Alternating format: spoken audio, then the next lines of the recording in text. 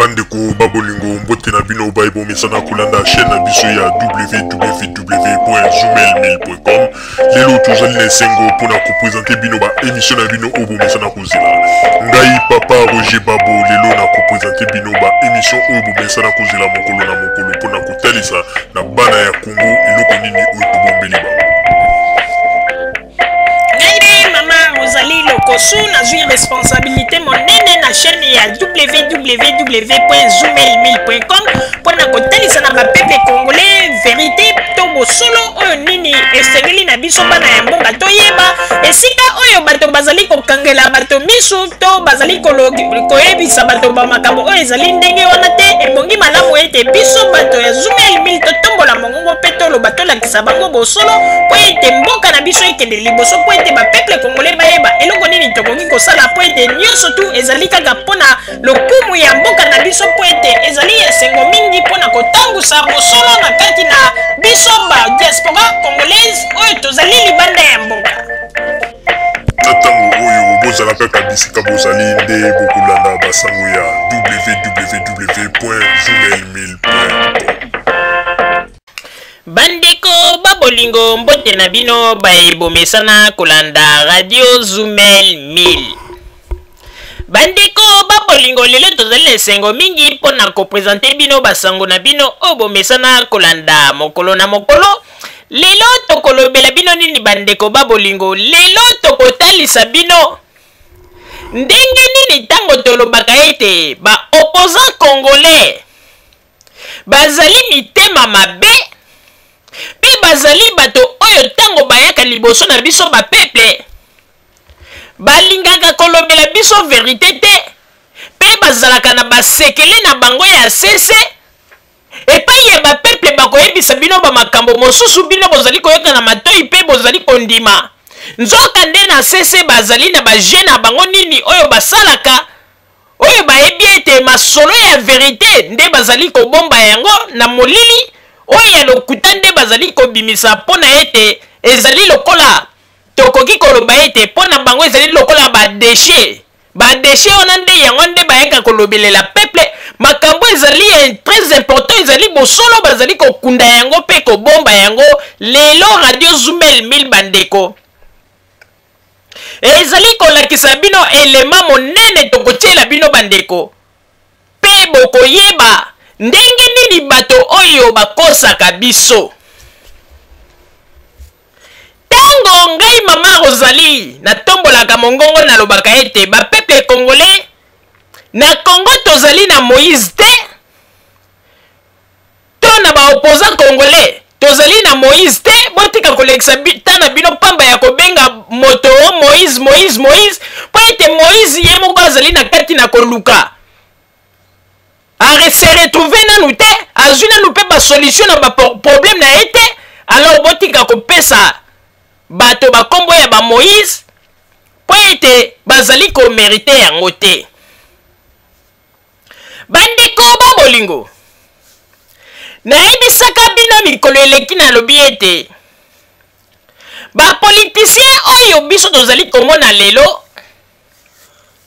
tango tozali kokende kokanga bandoki ya Congo bisika mosusu mpona koloba ete barwandais nde bazali kobebisa mboka na biso bato boye nde bazali koboma mboka na biso nzoka nde biso moko kaka bakongolais nde tozali koboma mboka na biso sans ke bato base rendre compte mpe bato yango lokola bazali mayele mabe ya lokuta bakoma kosala neti kobimisa bato mosusu nde bandoki mpe koluka kombo ya bapaya kotia na liboso. Bandeko ngai mama Rosalie nakoyebisa bino ete bandeko bosengaka nzambe merci mingi ndenge lelo oyo biso bakongolais na kati ya poto tozwi quand même chaîne oyo ezali kobimisa baverité ya bato ya opposition na lokuta na bango bazali koloba po ete bandeko toyei koremarke bachaîne mingi bazali kolinga kopakola ba opposant ebele mafuta na elongi mpona kolinga ete kolakisa ete na mokili ete bato malamu bazali koambelir bango mais en réalité bango nde moto bazali koboma mboka. Bandeko, lelo tokotalisa bino na likambo moko elekaka na mikolo eleki oyo bato nyonso tu bayebi, oyo version ya solo ntango ebimaka, oyo biso nyonso tu toyebi ndenge nini Papa Etienne Tshisekedi akimaka mbangu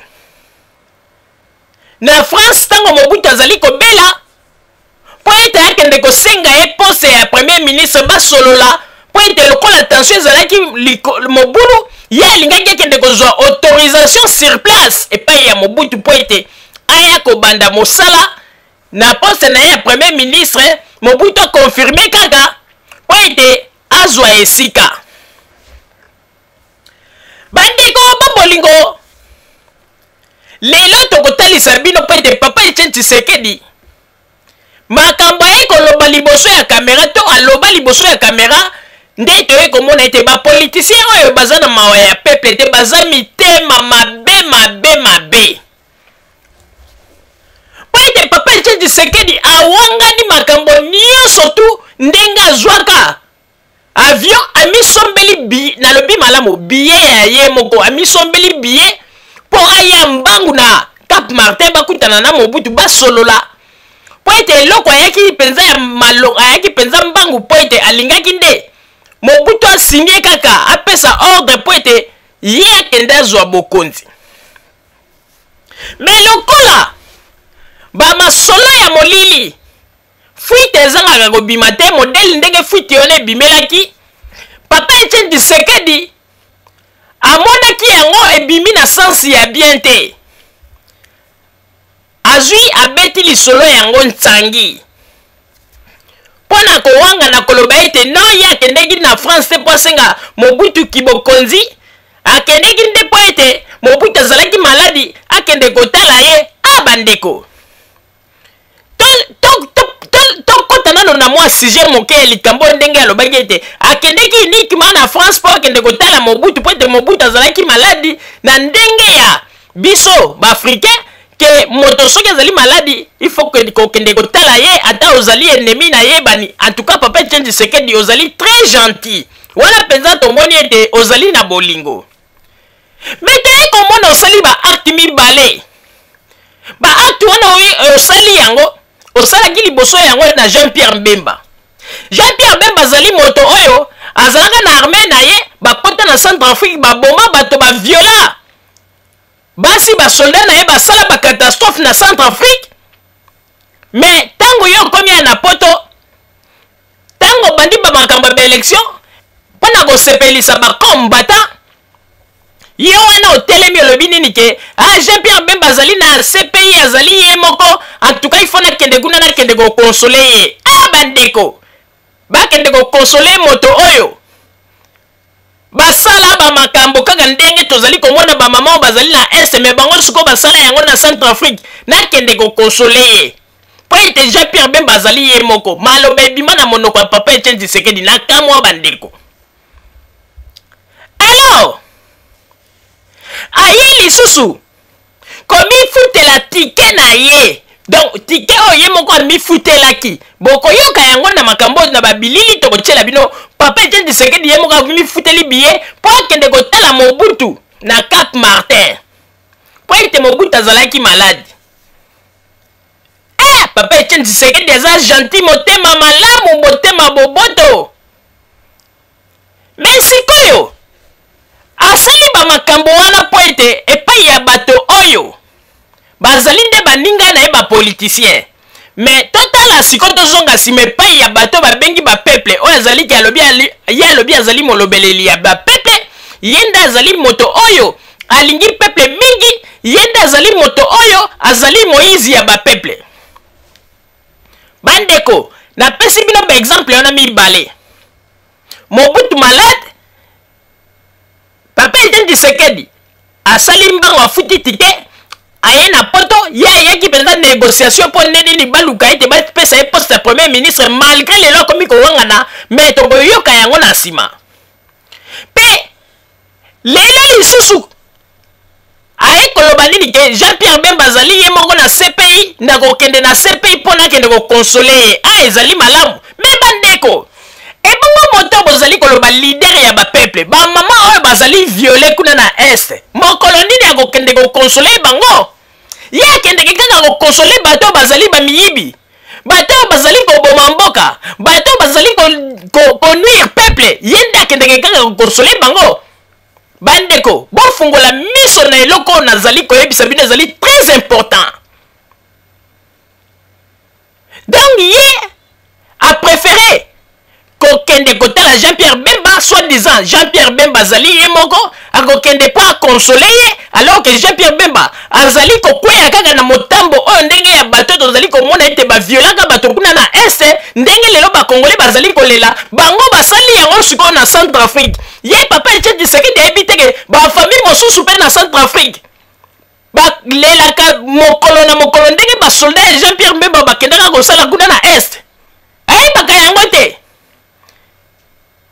mpona koloba ete nakokende kotala Jean-Pierre Bemba mpona konsole ye bandeko bofungolaka matoi toza kokende na bino malembe biso bazoba bandeko biso bazoba ntango mosusu tokozala na eloko moko ya motuya oyo tokopesa bino bolanda emission na bokebi nyonso bandeko akei kotala de personnalité wana liboso ezalaki Mobutu mpo nini azwa poste nsima akei kotala Jean-Pierre Bemba mais depuis bamama oyo bafemme violé babanda kolela bandeko papa Etienne Tshisekedi abouja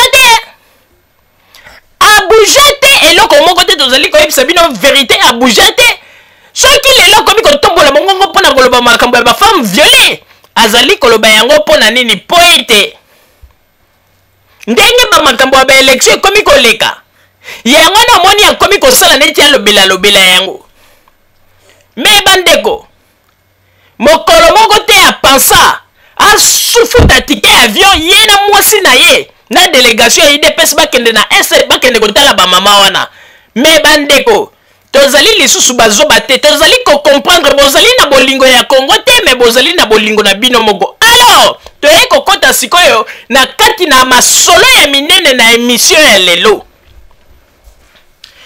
tozali kolobela bino bandeko ndenge nini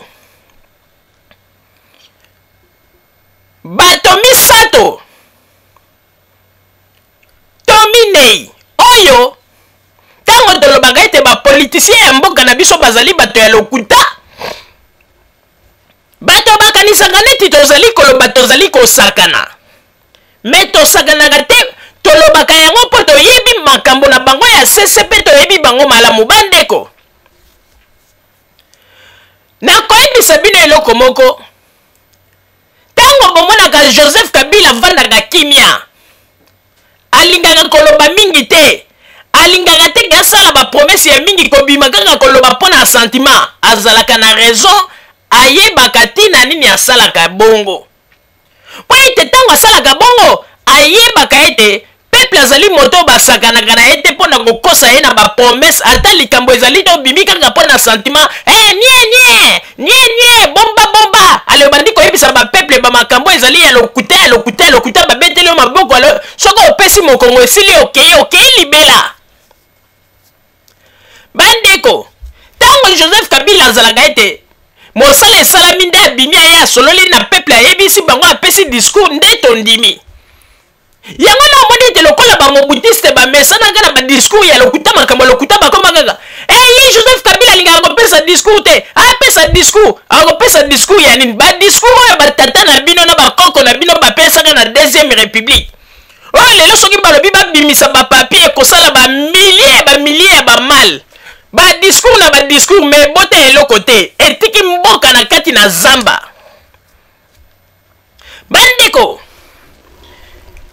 tala sikoyo bato oyo bamesana bato ya badiscours oyo bamesana bato ya bilobaloba oyo babesana soki sentiment eye liboso ya lisentiment eli bango baye liboso ya kamera mpe bakomi koloba n'importe quoi mais tokolakisa bino sikoyo ndenge nini bariske ya kolobaloba kosala badéclaration inutile ya solo na ya lokuta ndenge nini bango bazali kokanisa yango neti lokumu oyo bato ya mayele nde lelo tokomi koyeba ete bazalaki na bango baventurier baescro bato bazalaki kodistraire bapeuple mais lelo tokomi kodécouvrir bango mpona nini bandeko ba bolingo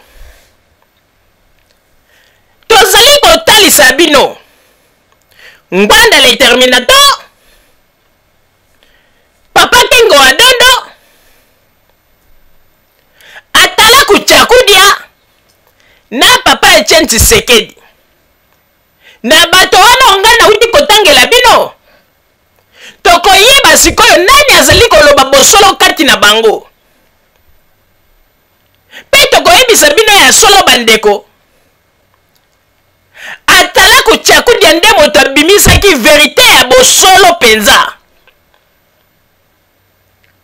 mais omoni ete papa Etienne Tshisekedi obino bolobaka ete Moïse ti lelo azali kotambola na lokuta Moïse azali kolinga kobomba bandeko soki lelo papa Etienne Tshisekedi ndenge azali koloba ete ngai nakendeki koluka teke Mobutu apesa ngai poste ya premier ministre mpo ete nazalaki deja eli na peuple mais bandeko bomoni teke papa Etienne Tshisekedi makambo mosusu alobaka aye moment donné ase troublaka kaka ye moko po ete ntango yakimaki mbangu na France po ete Mobutu apesa accord ya continue azonga na poste na ye ya mandat ya premier ministre eske ayebaki teke peuple nde moto apesaki ye pouvoir wana pe peuple moto avotaki ye mpona nini soki ayebi ete ezalaki bongo na ntango wana ayebi ete Mobutu azalaki malade mpona nini na ntango wana te asangisangi peuple alobi peuple bino bato bopesaki nga pouvoir bosala makasi sikoyo totelema lokola mboka ekomi na mikakatano boye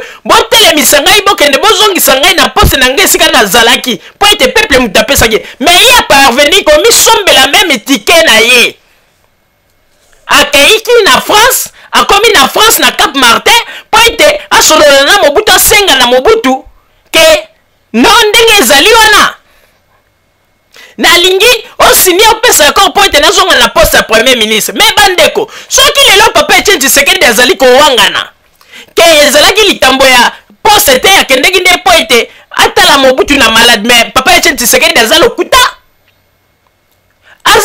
mpona nini parce ke mpona nini soki ayebi ete ezalaki akende kotala ye mpona malade mpona nini ntango azongaki na Congo asensibilizaki peuple na bato ya UDPS oyo ayebisaki bango meme ke no ndenge ezali wana soki nazongi na Congo Mobutu akopesa ngai poste alors soki ayeba oyamba ye epuis mpona nini asalaki mpe badéclaration asalaki na devant la presse oyo alobaki ete ndenge ezali wana soki nazongi na Congo Mobutu akopesa ngai poste na kozala premier ministre epuis oyo epesaki ngwanda kimpelekese ngwanda mbala moko alobi ete soki nani Tshisekedi ameki kotia makolo na Congo na kokanga ye tala ndenge azala kokosa po ete bango balingaki ndenge makambo wana elobamaki eleka na ndenge ya CSML papa Etienne Tshisekedi monoko etoboka lolemo etoboka asi apotaki yango bandeko bamakambo nyonso to atala kuchakuda ya lobi yango nde ezali bamakambo oyo elobamaki pe papa Etienne Tshisekedi ye moko bandeko tozwa meme confirmation wana oyo atala kuchakuda azali koloba asolola na moto na poto oyo aza koloba ete moto wana aza koyebisa bim yo oza kondima makambo ya Mobutu papa Etienne Tshisekedi ye moko ayebisa cette fois-ci Mobutu azali koloba vérité wana toyebi yango avant meme atala kuchakuda aloba yango toyoka yango déjà mais yango tozali koloba eske boza komona balokuta ya papa Etienne Tshisekedi papa Etienne Tshisekedi aza na sérieux te papa Etienne Tshisekedi aza kolakisa bino kaka balokuta Moïse azalaki na lokuta te Moïse azalaki na vérité yo kanisi ete soki moto azali meme kobombela bapepe vérité mpona koloba ete ah non ntango nakendeki na Cap Martin nakendeki mpona kende kotala Mobutu alors ke mokili eyebaki ndenge nini nakendeki kuna mpona konegocie mpo bapesa ye poste bandeko vraiment yango nazali kotala tala bato bazali koboma mboka na biso kaka bapoliticien tozali kobenga bango ba Moïse yango na susu Joseph Kabila asa comprendre yango alingaka na ye koloba te avanda kimia po ete baloba ya bapoliticien congolais bapapa Etienne Tshisekedi bangwanda banani bachakudia tellement balobaka mingi na lokuta alors bato basi baye bango baza lisusu na ntina liboso ya bato te bandeko sikoyo bokotala tozali kotiela bino baelema tolakisa bino entre chakudia na le terminateur ngwanda na papa Etienne Tshisekedi na papa Tengo Adondo nani azali koloba bosolo bandeko wana nde sikoyo tosengi na bino moko bapeple boyeba ndenge nini bapolitisien na bino bazali ndenge nini bato oyo bazali koloba ete bango nde bakokamba mboka botala ndenge lokuta na bango ezali kotambola bandeko soki bapolitisien bazali kokosa bayebaka ndenge nini ya kokosa yango na mbalo tolobaki ete mingi soki bazali kokanisa ete tozali kaka na moment ya deuxième république bazali komikosa radio Zoomel mil tokobanda kotia moko liko tokobanda kolekisa bango na scanner ata baza kofinga biso bazoba me mokolo ezali bokoya koyeba ete mosala oyo tozali kosala ezali mosala moko ya makasi mpe mosala oyo tozali kosala ekoki kosunga biso bapeple po ete lobilobi opposant congolais moko akosa biso lisusu te po ete bazali bato ya lokuta balingi kolata kaka batitre bakombo ya minene ba Moïse o balibérateur banini mais en réalité baza balibérateur te tango biso bapeple bazali koya liboso ya bapeple bazali koloba makambo mosusu na molili bazali kokende kosinye bamikanda mosusu bamikanda bango bazali kosinye yango nde ezali kotia peple na nsima ya mikolo na kati na pasi wana bokomi kokanga bandoki epai mosusu nzoka nde bandoki kaka bato oyo bozali kobenga o Moïse o boye bango nde bamikanda bazali kokende kosinye na molili nde ezali kotia biso bapeple na pasi lelo bato mingi bakokomprendre te bamakambo biso tozali koloba me bakoyeba yango na nsima po ete masolo tozali kobetela bino ezali masolo ya kati po oyeba yango il faut zala moto oyo ozali mpe na kati ya makambo me tofungolelaka bino bamakambo mwa mingi bakanisaka neti tozali kosakana yango na ntango oyo bandeko na kosenga na papa Botamba atiela biso babilili totala nano entre Chakudia na papa Tengo Adondo na le terminateur ngwanda na papa Etienne Tshisekedi nani azali koloba verite kati na bango nani azali kobuba nani azali kokosa nani bandeko ezali pasi pe mawa bapeple tofungola miso tozali na affaire na balibérateur te me tozali na baaffaire na baaventurier bato bazali kolinga kodistraire biso bandeko soki bosali erreur te yango na tolobaka ete bandeko boye tosangisa mayele totonga mboka soki bosali erreur te bandeko bokomona ete kongo na biso oyo bokozongisa yango kaka na maboko ya bakomédien mpe tozongi lisusu na pasi ya bapasi mpo moto oyo akoki koyela biso verité na kati na bato nyonso tu azali te mpo ete bato na bato bazali koluka intere na bango papa Etienne Tshisekedi azali kobeta carte na ye ayeba ndenge nini ya konegosie soki lelo azwi bokonzi epesi kitoko azwi bokonzi kaka ntango akozala na bokonzi wana ayebi ete ye asa apusani na mbula bokomona kaka papa Etienne Tshisekedi na moto bolobaka wana ye alingaka kokopere na bamindele te akokima na molili na sese ake koluka bamindele mpona konegosie kopesa bango baintere na bango mpona koloba ete soki ata lelo nga naza na bomoi te nalingi ete mwana na nga bo asire mpo ete aremplace baje wana nyonso toyebi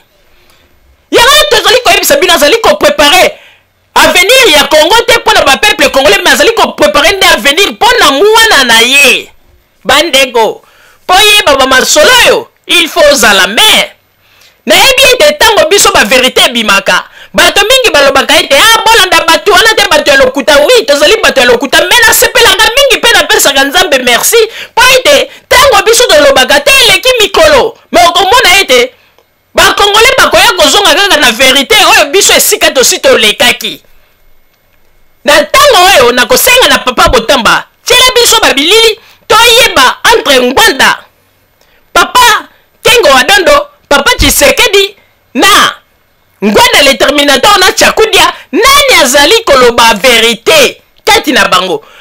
Papa Botamba, tiele biso ba image kuna na régie, s'il vous plaît. Un point d'histoire qui consiste à la date de décembre 96, lorsque la rébellion, c'est-à-dire à l'époque la rébellion de M. Kabila était en train d'avancer.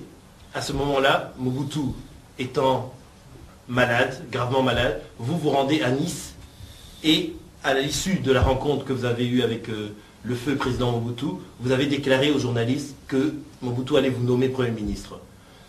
Immédiatement après, M. Ngwanda, qui était le conseiller spécial de Mobutu, a démenti cela.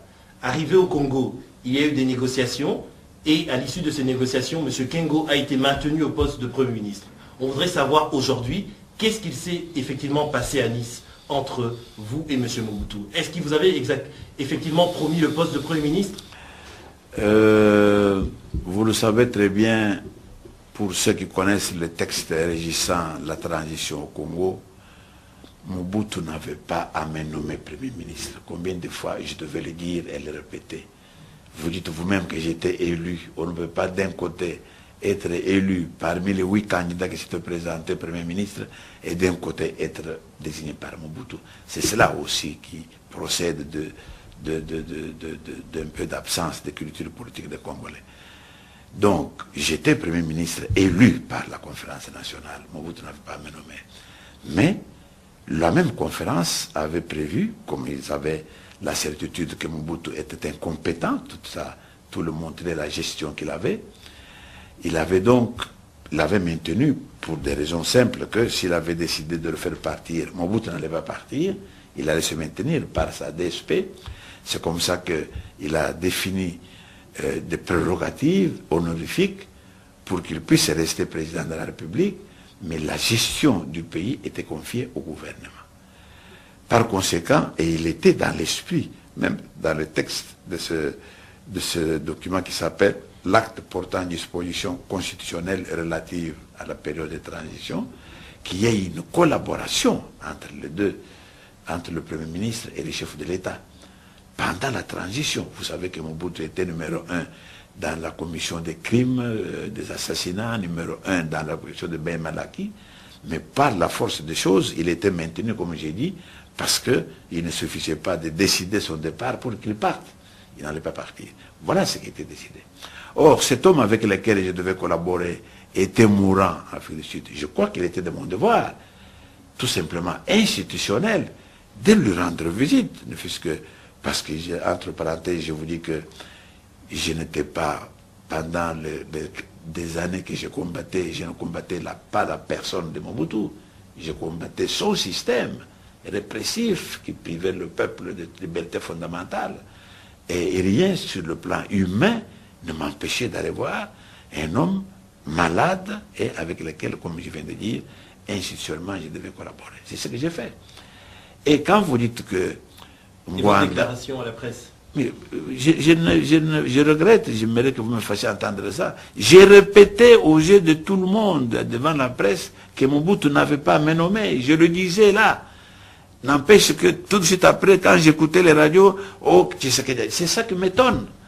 Comment voulez-vous que moi-même, élu par le peuple, je puisse encore dire que Mobutu devait me nommer? C'est ça le problème. Donc, l'incompréhension est à ceux qui disent ça. Moi, je n'ai jamais dit que Mobutu devait me nommer. Je suis allé, pour des raisons humanitaires, rendre visite à cet homme, lui dire ça, bien sûr, lui donner des conseils.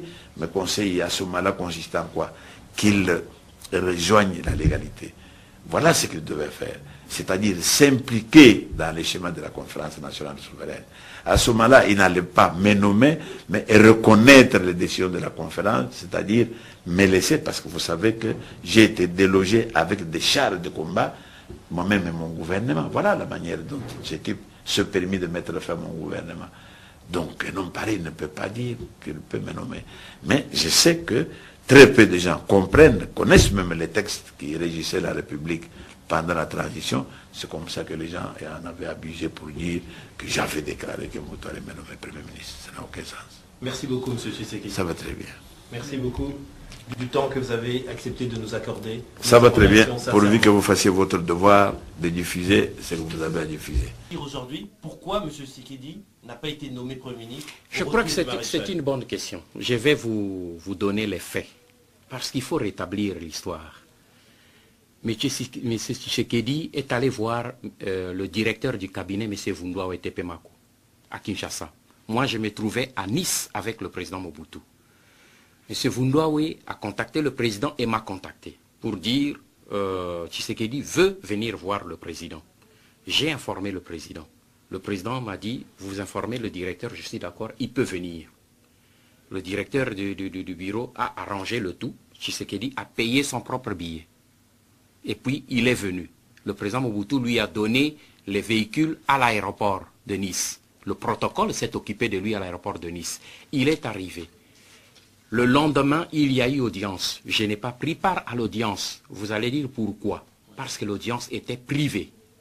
Ici, vous voyez la différence entre président de la République institution et président de la République individu. L'audience étant privée, Tshisekedi venant le voir comme son ami pour pouvoir lui présenter ses amitiés et ses sympathies, un geste qui est extrêmement louable parce que ça montre là au moins un apprentissage pour nous des cultures démocratiques. Il est arrivé, le président Mobutu l'a reçu. Ce sont deux amis, c'est que beaucoup de gens ignorent. Moi, je le sais, parce que je connais leur passé. J'ai eu à traiter avec le président Mobutu, j'ai eu à traiter avec M. Tshisekedi dans l'exercice de mes fonctions. Je connais les deux hommes, l'un et l'autre m'ont confirmé que ce sont deux amis, et les faits historiques sont là. Et l'audience a eu lieu. Après l'audience, Tshisekedi est sorti. Il y a eu une interview de la presse internationale. Quand il est sorti, on lui a posé la question. Avez-vous traité des problèmes du gouvernement? Réponse de M. Tshisekedi, non. Ce qui est vrai. Il n'avait pas traité de problèmes de gouvernement. J'ai posé la question au président. Il n'avait pas traité de problèmes de gouvernement. Il y a eu ensuite, le soir, une interview de la radio-télévision belge.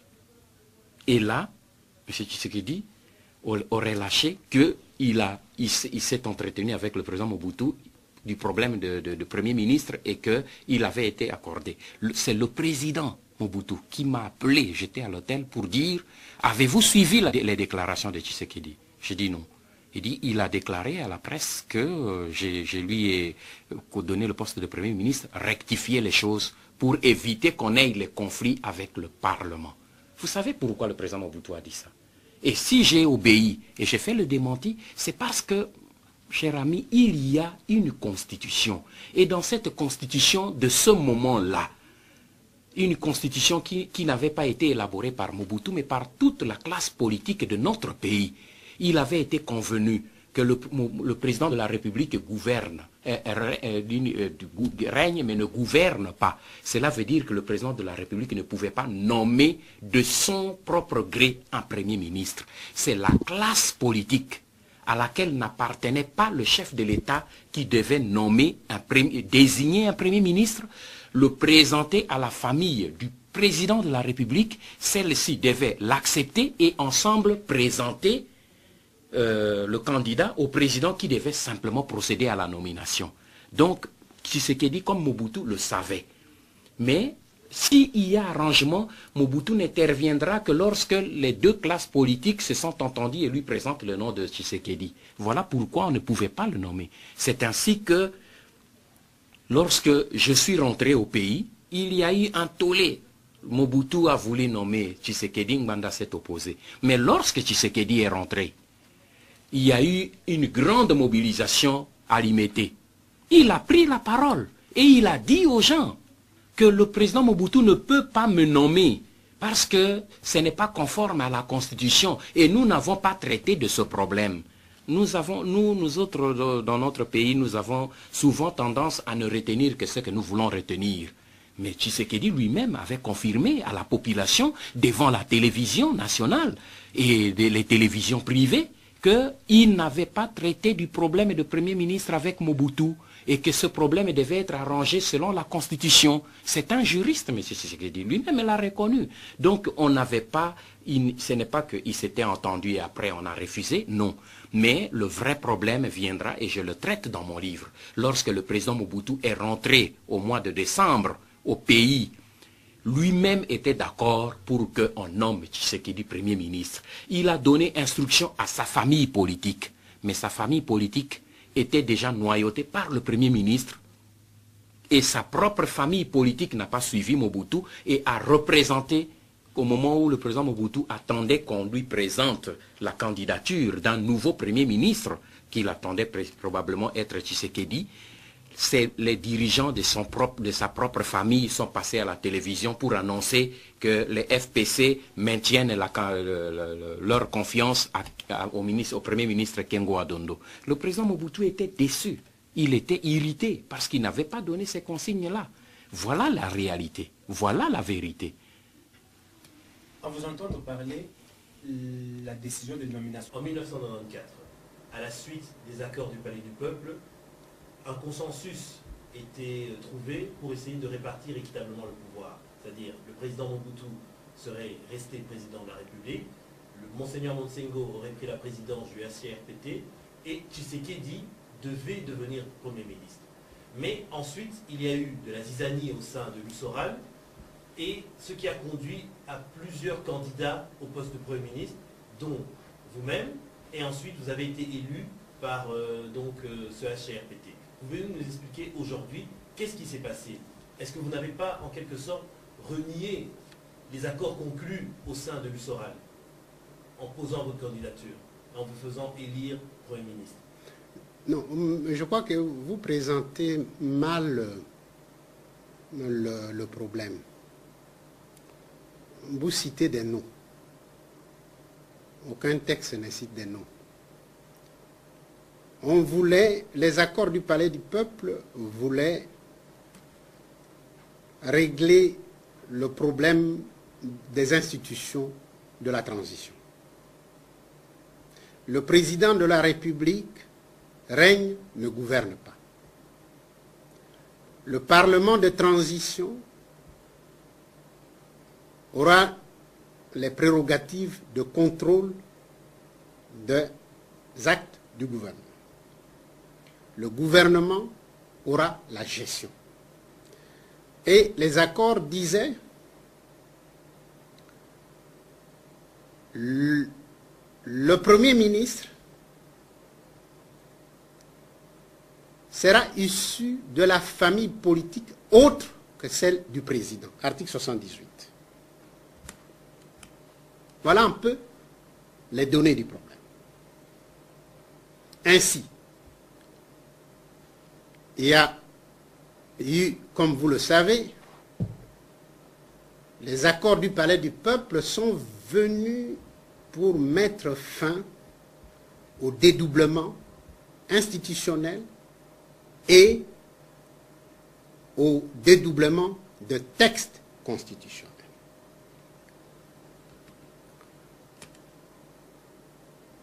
Lorsque le texte de l'acte constitutionnel de la transition a été voté par le HRPT, nous avons beaucoup perdu d'abord, je voudrais revenir là. Nous avons beaucoup perdu parce que à la conférence nationale, nous avions décidé par le compromis politique global que le Conseil législatif était suspendu, que ses membres ne siégeraient plus, mais pour atténuer les charges émotives, on devait leur payer leurs indemnités jusqu'aux prochaines élections. Les accords du Palais du Peuple sur ce chapitre-là ont été de mauvais accords parce que on a remis l'Assemblée nationale, parce que la Constitution rénovée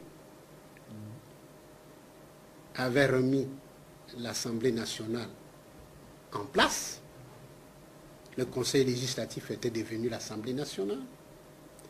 Et le fait d'accepter cette Assemblée nationale au sein du HR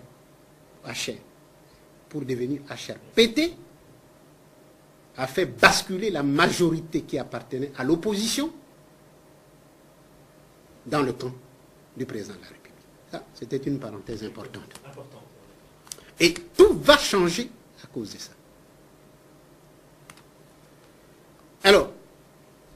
Dès que le président a promulgué l'acte constitutionnel de la transition voté par le HRPT,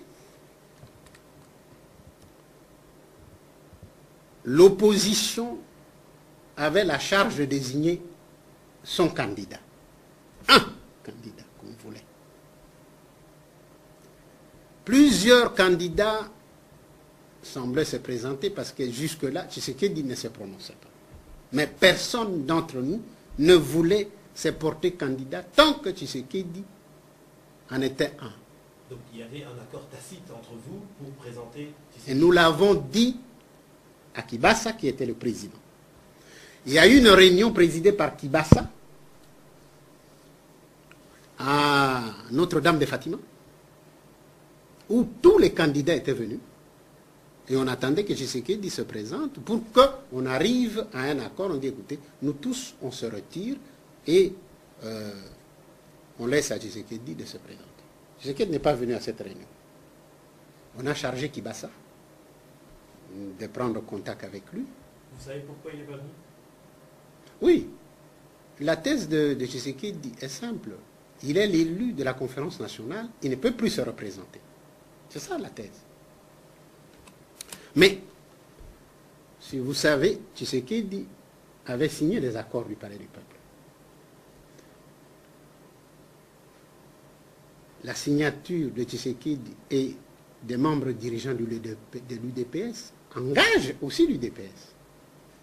On ne peut pas signer des accords et dire qu'on ne peut pas les respecter. Tshisekedi ne s'est pas présenté.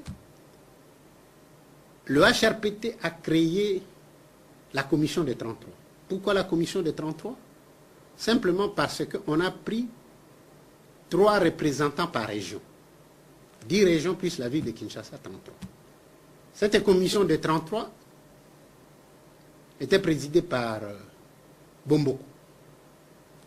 Le but de cette commission était simplement de rapprocher de plus en plus, en conciliateur, en facilitateur, en somme, rapprocher les points de vue des uns et des autres pour laisser la possibilité à Tshisekedi. À cette rencontre-là aussi, Tshisekedi n'est pas venu. Kibasa nous a réunis au Palais du Peuple en disant, Tshisekedi, est-ce que quelqu'un a-t-il une opposition quelconque à la candidature de Tshisekedi? Nous avons tous dit non. Et au moment de la présentation des candidatures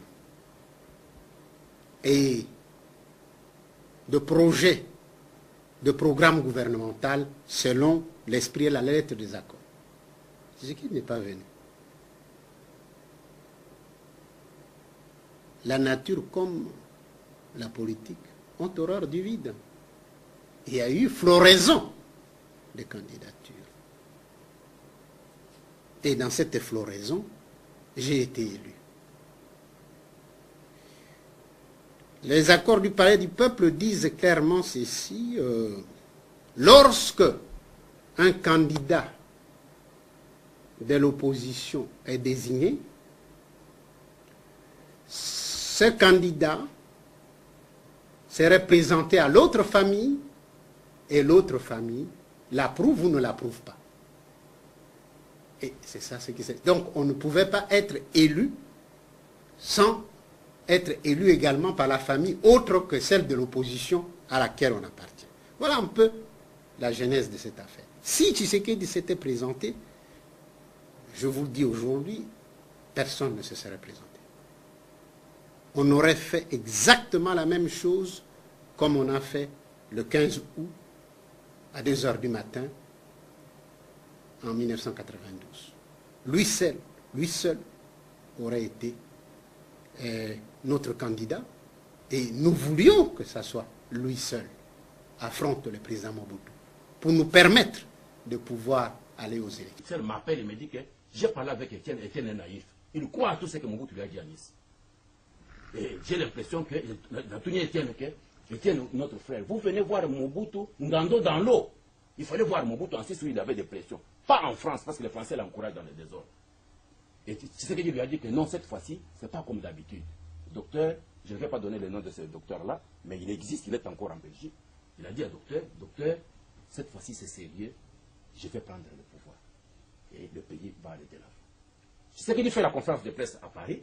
Ngwanda, qui n'avait pas assisté à la réunion, fait une déclaration à Kinshasa sur la presse française, RFI.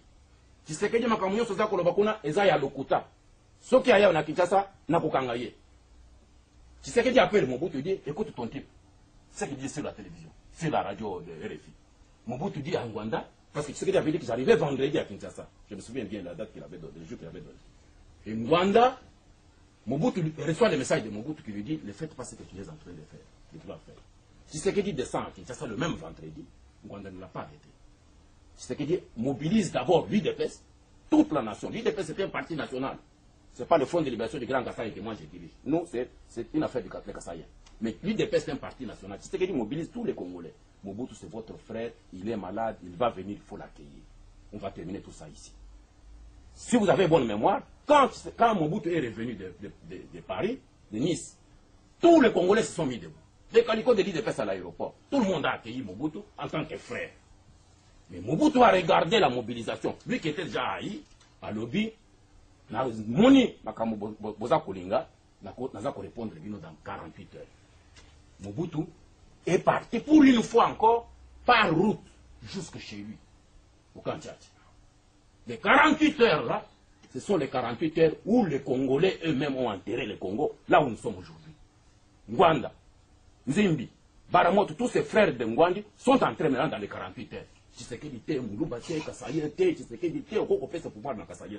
Mobutu était venu pour donner le pouvoir à Tshisekedi. 48 heures après, Mobutu torturé, il a dessus tous les Congolais qu'il avait reçus. Il a pris Kengo, il a dit continuez. Et c'est ces jours-là que le Congo a été enterré. Le développement du Congo a été bloqué. Pourquoi? Pour des raisons tribales. Pour la haine contre les Kassaïens. Bandeko babolingo bino moko bouti kolanda pe bouti koyoka bamakambo ndenge elobami boyoki ndenge nini papa Etienne Tshisekedi apesi ba déclaration na ye boyoki pe papa Kengo Adondo apesi déclaration na ye boyoki pe Ngwanda apesi déclaration na ye boyoki pe Atala Kuchakudia apesi déclaration na ye yango totuni kati na bango nani azali kokosa nani? Bandeko, tozongeli lisusu. Boyoki ndenge papa Etienne Tshisekedi alobi. Boyoki ndenge Ngwanda le Terminator alobi. Boyoki ndenge papa Kengo Adondo alobi. Pe boyoki Atala Kuchakudia. Ndenge nini alobi. Alors, tozali kotuna. Kati na bango, nani azali kokosa nani? Yango tozali kotuna. Bandeko, adopter système ya Joseph Kabila ya kovanda kimia ke soki mosala emonani vérité emonani oyo osololi na peuple ou bien to adopter système ya bato yo tango ata likambo ezali te oyekaka liboso ya caméra pe ozwi micro obandi koloba ata oyebi ete likambo ezali te po ete tomonaka epai Joseph Kabila soki afungoli monoko mpona liboso ya peuple bandeko azali kotalisa bosolo pe azali kolakisa vérité nini oyo ya asili kosala mpona mboka me tolobaki na bino te badiscours na bino tolingi yango lisusu te po ete toyoka yango pendant 32 ans matoyi esala pasi matoyi esala biso pasi sikoyo nde boyelaka biso baaction kolobaloba mingi tosi tolembi bandeko tala moto lokola Atala Kuchakudia azali moto soko azali liboso ya kamera azali koloba bandeko soko oyebi ete koloba pero aza danger pero oyo ndenge azali wana ayebi mingi soko okebi te ye nde moto koko changer Congo me eloko eza te bandeko eloko eza te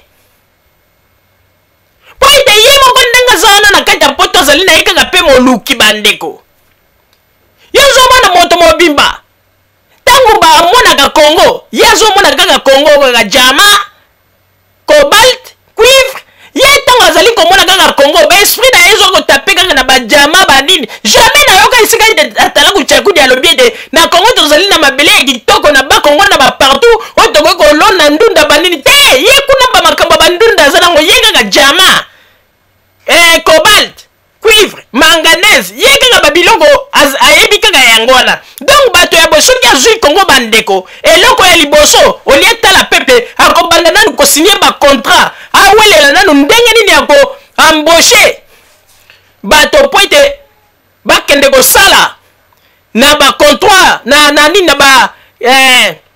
na bacarrière kuna dépôt esika bamakambo nyonso tu barichesse ezali ya mboka po ete ayeba ndenge nini akofaire partie yango ateka yango po ete aluka nginda noki bandeko ezali pasi mpe mawa. Papa Roger napesi yo maloba.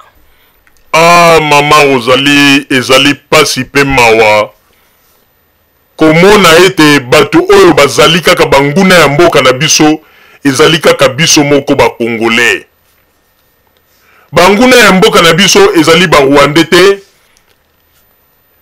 ezali ba Burundi te, ezali ba Angolais te, mais banguna ya mboka na biso ezali kaka ba opposant congolais na biso o lelo tozali ko kanisa ete ba Moïse ba Sauveur nzoka nde boza ko kanisa ete Moïse Sauveur, mais Sauveur alati elamba na se elamba azana kati na mbeli moneno babengi bayonnette oyo aza kotala ndenge nini ya kopoignarde bino ba peuple na sima ya mikolo. Bandeko na komprenaka te ndenge nini ba Congolais lokuta ekomi nango kaka laisser passer même pas ya ba opposant congolais na likambo oyo bakoko kosa te ba opposant congolais baza kokosa vraiment ezali pasi pe mawa kokosa ya ba Congolais ekomi nango lokola laisser passer bandeko na ba responsable bato ba yebaki ete bazali bato ya sérieux bakomi kaka bato ya lokuta bandeko. Alors tolo basikoyo na koyebisa kaka ba peuple ke non ndenge ezali wana en tout cas ba peuple na kendeki ko mona ndeko na ngai Mobutu tango azaki malade na profiter pe na yebisa ye pona ba makambo oyo ezalaki ya ndenge nazaki premier ministre po ete azongisa nga na esika ndenge elekaki pona koyebisa ba peuple bongo pourquoi il faut kokosa kaka parce que babiloko atala kuchakudi ya lobby eza babiloko biso toyoka yango na source pe ya batu pe oyo penza batu ya su ezalaki pe bato ke batu ya IDPS tango na kutu IDPS nanu baye kozwa kolokota mwa bano ya mikete na tango na penza IDPS ezalaki penza batu penza basimbaka IDPS babimisa mupepe wana pe papa Tshisekedi ye moko pe asolola ba makambo ngona batu mususu oyo bazalaki bato makasi na IDPS oyebi ke na kosa bino te bandeko mokolo Monsieur Wecha projecteur ka ba image tango bayokaki ndenge papa Tshisekedi aza koloba bato ya IDPS bakamwa kana ndenge kosakana te balobi mais les vieux aza kokosa pona nini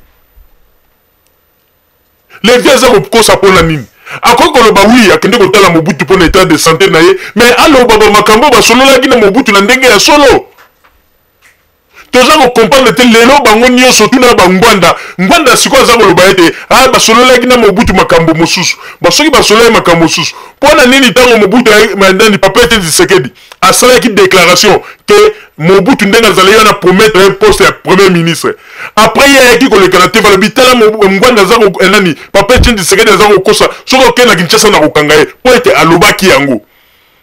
Bandeko bozo mwana ba politicien o balingi biso ba peuple te o ba makambo moso baza kokosa biso vraiment na mpasi na mawa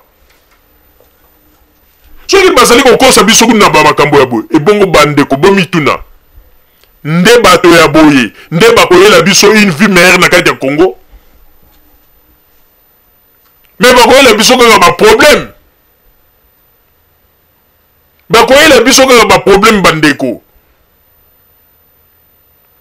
ngai ezo kopesa nga mawa bandeko tango naza komona na bato ngo boza kobenga o ba Moïse o boye o soki bazwi bokonzi Congo na biso kokoma bien mais bandeko bakoyeba soki Congo ngo kokoma bien botalaka pe babiloko yango ezoleka sikoyo mpona boyeba soki tokozala bien na Congo soki bango mokutu bamakoma mike baza kokosa ebongo tokozala bien na ndenge nini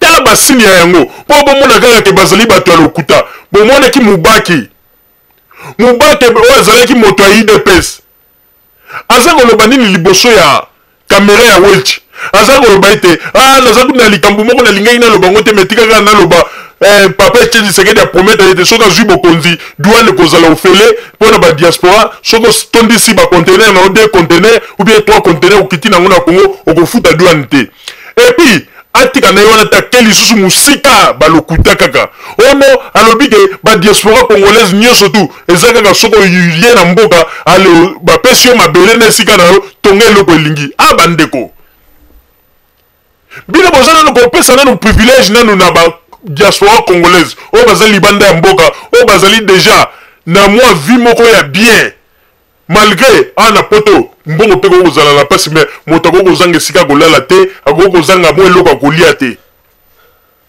mais bandeko olie aloba teke soki papa Tshisekedi azwi bokonzi akotala nanu bamakambo ya bato oyo bazanga bandako na Congo bashege na bato oyo bafamille oyo baza na bandako te baza kolala libanda bapesa bango te baporte mabele batonga non balobi ke badiaspora congolaise nde bango nde bakosoki kokende na Congo ale bapesi yo parti mabele bandeko omoni balokuta yango ebandi kaka sikoyo me babiloko ngo yango ti oyo tomonaki na ntango ya 2e république bapromese moko oyo te sans fondement bandeko biso badiaspora congolaise tozali combien awa na libanda ya mboka alors on promettre na chaque diaspora congolaise moko soki akiti na mboka opesa parti ya mabele yango baparti yango mabele bokopesa batongo babisika yango nyonso tu eza wapi oyo bokopesa soki plus de 8 millions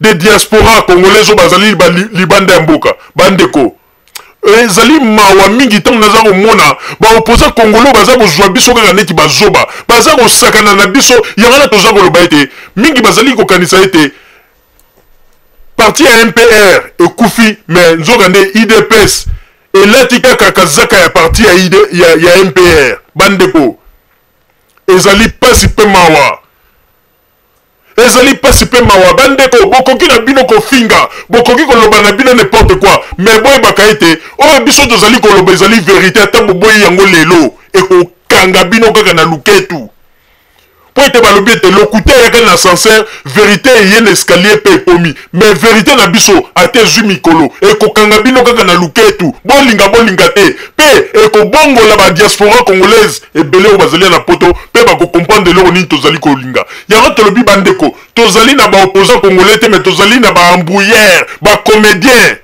bazali koluka baintere na bango bandeko tofungola miso moment oyo mboka na biso tosangana topesana mayele tokende kotonga mboka totika nanu bamakambo oke mutu boye nde soki azwi kongo ekozala sauve bandeko mutu boye soki azwi kongo ekozala sauve tolakisi bino na kabeyaka mwangao bomoni village ya papa ete Tshisekedi azalaka ministre na ntango ya Mobutu asalaka mpe na Mobutu bate ebele asali nini na village na ye avant ya koloba ete ye nde Moïse na biso akosilisa pasi ya bapeuple congolais asilisi nanu pasi ya bandeko na ye kuna na kabeyaka mwanga te kaka nde akosilisa bapasi ya bacongolais oyo bazali na baregion mosusu bandeko na ye kuta koki kosilisa pasi na bango te ebongo nde bacongolais oyo bazali na baregion mosusu nde akosilisa yango bandeko tomonaka bosika wana ezali bozoba soki tozali kolanda babiloko ya boye olie totonga mboka tokozala kaka kotourne esika moko pe mboka na biso ekozala kaka na pasi yango nomoni bato mosusu bakomi koya koprofite na baprofesi ya lokuta ono mboka na biso ezali na kati na libulu mpo ebima ifo mokonzi moko aya na biloko kaka ya lokuta na lokuta biso moko tozali kozongisa mboka na biso nsima sanke tomiyeba mama ozali nazongiseli yo maloba bandiko babolingo na banzi ete bino moko bouti koyoka ndenge nini papa Roger auti koloba na makambo oyo nyonso yango tozali koloba ete bandeko il faut tosala keba pe tolamuka na pongi po ete bazali kolalisa biso bapongi mingi lelo oyo bazali kosoutenir papa Etienne Tshisekedi moto na moto ayebi tina nini azali ko soutenir papa Etienne Tshisekedi ezali lisusu na ndenge ezalaka te na ntango ya deuxième république biso bapeuple tozali ko soutenir papa Etienne Tshisekedi po ete Mobutu akende po ete mboka ekota na kati na me mbala oyo moto na moto azali ko soutenir papa Etienne Tshisekedi intérêt po nini lokola babotola babie na bango batika na Congo bakima baya awa bazali koluka ete papa Etienne Tshisekedi azwa bokonzi po ete epesa bango mpe nzela ndenge nini bakozonga na mboka bakende kosinstalle mpe bato bazali na baproblème na bango surtout basoldat mingi oyo ya garde civile na badesp oyo basalaka bato mingi bamakambo ya mabe na mboka nde bazali koapuye ke papa Etienne Tshisekedi azonga po ete bango ndenge bazali na bandeko mabe oyo basala na bato lelo bakomi kofuta tala bango ndenge bakoma kotelengana na Belgique bandeko okomona basoda ya Mobutu bakoma kaka mitelengano meme na Château Rouge kotelengana bakoma kaka bato ya bamasolo kosengasenga babiere mpe somo awa bandeko lelo ekomi na matonge soki osombi biere no bandeko mela yango na ekenge soki ozwi mwa molangi na yo ya mongonzo ndenge babengaka soki osombi yango na Bruxelles wana donc okomona mpenza ate bakongolais oyebi ke bato ya Mobutu bamonisi biso pasi na deuxième république baniongi biso tokimi bango kuna toya na poto ntango Mobutu aponioki bango baye lisusu na poto le batika biso calme babandi lisusu konionga biso bandeko oyebi ete ya na poto lelo ekomi ete okomona moto soki asombi mwa molangi na ye ya biere na matonge kala ezalaka soki osombi molangi na ye ya biere na matonge ovandi na libanda surtout na baete boye oza komela yango calmement mais lelo oyo soki osombi molangi na yo na matonge yo na bandeko il faut luka kwe moko bomba na bandeko po ete soki eluki kwe te bandeko molangi wana bakokomisela yo masanga na luketu na katikati bakomelela yo yango bandeko yo moko okondima te oyo ekomi lelo na matonge soki osombi masanga na yo ozaka komela okomona kaka moto mosusu asa obondinge batongo bayokaka solo okomona kaka soki kaka bamoni kaka moto aza komela bayona babandi kobeta bamasolo na bango babandelaka yango kaka na bamasolo ya Congo mon cher oyebi te kuna na Congo kala te ye chichi aza kozwa bokonzi wana aza kobeta bamasolo mpo nini ayebi ete tina momo moko okokakaka mon cher sengelanga mpe vere moko po ete otielanga mpe mwa ndambo kosengasengaka surtout basoldat ya Mobutu bakoma na lolombo ya koserkana te bandeko basi bayeba bango soki omoni soldat ya Mobutu azali moto ya bisengasenga na poto te seka apakola produit akoma pembe lokola mwasi bandeko donc ozomona kaka bato moko bazali kovivre ndike malédiction mpenza ko ezalaka elandi bango ti na bapoto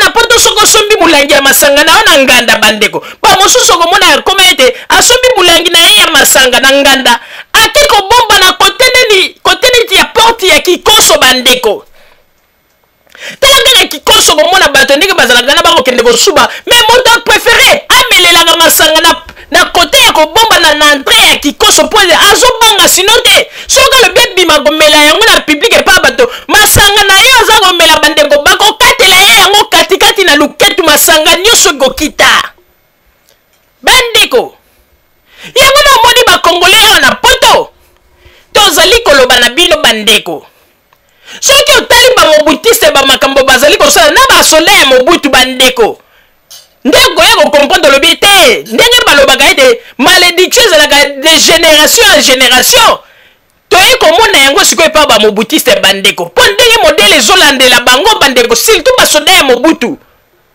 bino moko bomonaki mokolo mosusu bazali kosala interview epai ya soldat moko ya garde civile ya kala soldat na mpe monokolo lemo etoboka tika na ye te mbala moko yebisi monsieur tala neti colonel tala colonel bandeko ntango monsieur oyo mpe avandaka tala bien filme colonel bafilme colonel aponioka bandeko yango tolobi ete bandeko olie ya kozalaka kaka na makambo bosi bosalaka mabe bolobi te bosengi pardon mais boya bosangisa mayele tokende totonga mboka bozali kokontinue kaka tosala boye tobeta bato na mais bamalédiction na bino ekosila te bokozala kaka bato ya bamalédiction yango na bozali kokemba na poto basolda mobimba ya despo okomona bango soki otali baforme na bango na mawa solda akoma libumu ndene nsima ezonga bandeko tala naza koyebisa bino ya solo bandeko oyebi ko basoldat ya Mobutu na Bruxelles surtout na Belgique ou bien na Paris okomona ka mosusu babia etala soldat nazalaki ya DSP bandeko soldat akoma na forme neti ya mwasi nayebi te soki malédiction ya nzambango eza kofrapele bango ndenge nini okomona soldat tala monene aza kotambola ko wana na nsima eza kosala neti mwasi na ndenge mpe bapakola kokomona kingo pembe wana soki mobali mpe azalaki koluka mwasi yoka nzele wana bien tika na atake ntango okoma pembeni bo atala bo mandefu atala bo mobali bakomi na baforme neti basi bandeko malédiction oyo ya basoldat ya Mobutu na poto bandeko te en tout cas naye komona ko ndenge balobaka ete malédiction elandaka de génération ya bagénération bandeko ndenge naye komona basoldat ya Mobutu baza kokemba na poto sango kokamwa bandeko kokamwa yango wana bazali kosala makasi bakomi kaka ya chichi bino bokanisi ete tango bino boyebi ete bozali nano na ordre na nzambe te na mabe nyonso tu bosala bato pendant 32 ans